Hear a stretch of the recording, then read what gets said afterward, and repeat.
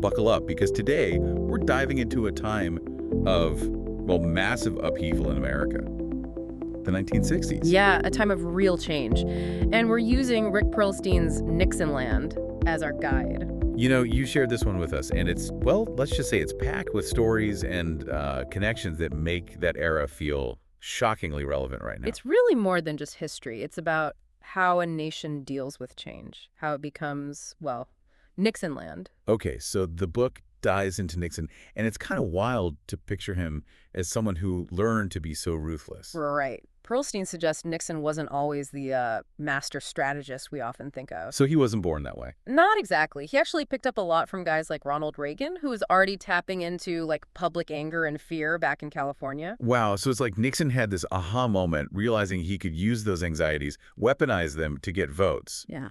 Especially from what he called the silent majority. Exactly. And that's a huge deal. It's not just about Nixon. It changed how we do campaigns even now. Think about it. The civil rights movement, Vietnam War protests, the counterculture exploding. America felt like it was being pulled in every direction. And Perlstein just throws us right into the middle of it all. Yeah, and Nixon saw that this wasn't just, social change. This was a huge opportunity. He swooped in as the law and order guy, promising stability, a return to tradition, which really appealed to people who were, let's just say, unsettled by it all. And it worked. Perlstein really breaks down how Nixon's campaigns, especially the '66 midterms, totally used this, like tapping into that backlash against the Watts riot. Oh, absolutely. And you can't forget about his campaign against Pat Brown, back in 1960 for the California governor's race. That was a real turning point. What happened there? Well, Nixon started off moderate, but he realized how strong that divisive rhetoric could be. Perlstein argues that, really, it became a main feature of all his future campaigns. So it's like a front row seat to, well, some might say, almost a master class in political strategy. And it all feels eerily familiar, even now. Oh, absolutely.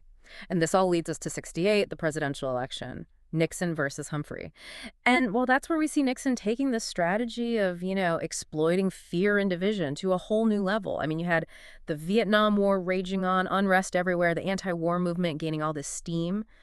Nixon, well, he used it all. It's kind of chilling to see how he painted Humphrey as this, radical, out-of-touch elitist. Yeah, and this is where you see Perlstein's argument about Nixon changing, evolving, really come through. It wasn't just about disagreeing with his opponent anymore. It was about making Humphrey seem like a threat to the American way of life, which, unfortunately, we still see happening in politics today. It's like looking in a mirror, seeing those same tactics being used right now. But with Nixonland, it's like, well, we're seeing them being invented.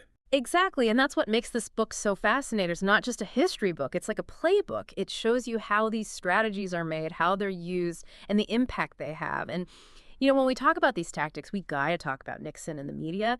Nixonland really digs into that, and it's, well, let's just say it's more relevant today than we might think. Totally. Perlstein makes a big deal about how much Nixon just didn't trust the press, to the point of creating, systems to control what people were hearing. Almost like he saw the media as something to be defeated, not worked with. Oh, absolutely. Perlstein gets into the nitty-gritty of how Nixon and his team went after places like the New York Times, especially after they printed those Pentagon papers, those top-secret documents about the Vietnam War. Right, the ones that, well, didn't exactly paint the war in a good light. And it wasn't just about damage control. It was about discrediting the whole idea of a free press. You really see this pattern with Nixon, seeing conspiracies everywhere, not trusting anyone who wasn't, totally in his corner. Makes you wonder how much of his whole political style came from that. That's a really interesting point, and Perlstein actually spends a good amount of time on that. This book doesn't just show us Nixon as this political machine, it tries to get inside his head a little.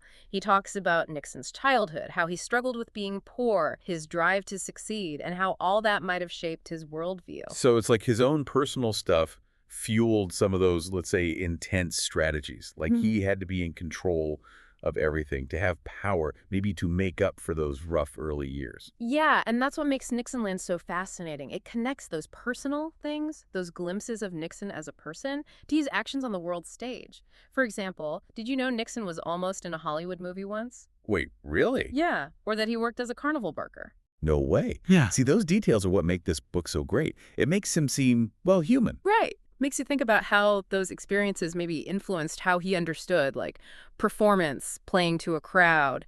And that was a big part of his political persona, for sure. It's so easy to see figures like Nixon as these untouchable icons. But Nixonland shows us the ambition, the insecurities, the, dare I say, humor that made him who he was. Speaking of ambition, Perlstein doesn't stop with Nixon getting to the top. He digs into that 1972 election when Nixon, even with Watergate looming, won by a landslide. It's wild, right? With everything happening, the scandals, the war. How did he manage that? It shows just how well he understood how politics worked. He knew how to tap into those fears and divisions we talked about before.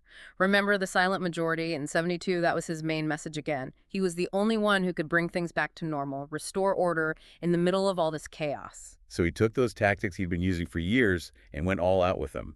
Impressive and, well, a little scary to see how it all played out. I know, right? And this is where Perlstein's point about Nixonland and its lasting effects really hits home. This isn't just about one president or one election. It's about how a certain way of doing politics, one based on fear and division, can take root and stick around for generations. So it's like Nixonland is this warning sign, Yeah. right?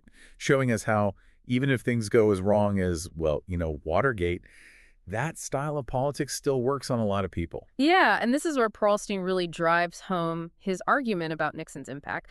Those strategies, especially using those social anxieties, that culture clash, they didn't just vanish after he resigned. They became like the blueprint. For a whole way of running a campaign, even today. Exactly. Like those tactics, they're kind of in our political DNA now. And one of the biggest examples is that whole silent majority idea. Which honestly still feels super relevant. Right.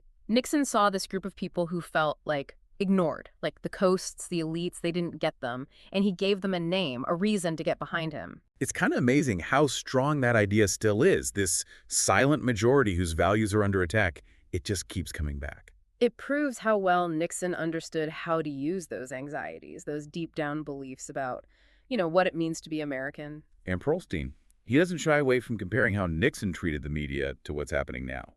That whole thing about shutting down anyone who disagrees with you. Oh, totally. With Nixon, it was constant. The media was the enemy, especially after those Pentagon Papers came out. He pushed this idea that they were all biased, couldn't be trusted, and, well, sadly, it's something we see all the time now, too. It's kind of like Nixonland as this mirror, reflecting our own political world back at us, showing us how much of what we see now started back then. And that's why it's so important to read, even now. It's more than just history. It's like a wake-up call. To really think about the political messages we hear, see those tactics, and be careful of anyone using them. It's definitely not, a happy story, but it makes you think about how we got here, and maybe even more importantly, where we might end up if we don't learn from it all. Couldn't agree more. If you just want easy answers, this isn't the book.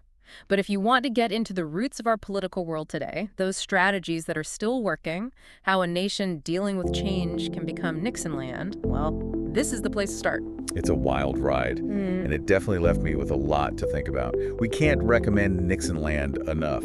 Seriously, you might be surprised how much it connects to everything happening right now. Thanks for taking this deep dive with us.